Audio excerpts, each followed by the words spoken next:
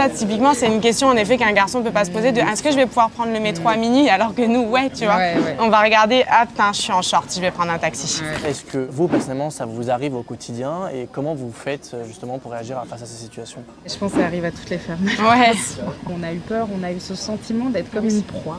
Et ça, c'est un truc profondément injuste quand on est une femme, de ressentir ça, de devoir être vigilante et d'avoir peur à des moments. Et ça, je pense que c'est encore une expérience féminine je pense qu'on partage toutes, on veut toutes se retrouver. Donc du coup, comment on gère ça?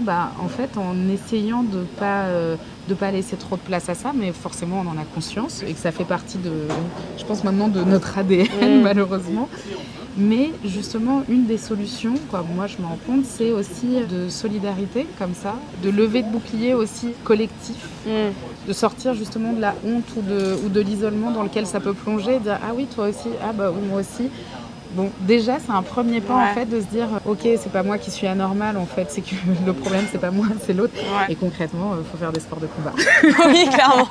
Faut faire du jiu-jitsu brésilien et du MMA. J'ai ma mère hier qui me parlait d'un truc. Apparemment, il y a une application là qui va être mise en place ou qui a été mise en place. En gros, si tu es en danger, tu peux cliquer dessus et ça alerte les femmes autour pour venir t'aider quoi.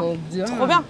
Non, mais c'est dingue d'en arriver là, de se dire que parfois, que je suis avec des amis, elles ne peuvent pas rentrer en métro toutes seules. Ah mais oui, mais ça typiquement, c'est une question en effet qu'un garçon peut pas se poser de est-ce que je vais pouvoir prendre le métro à minuit alors que nous, tu vois, on va regarder, ah putain, je suis en short, je vais prendre un taxi.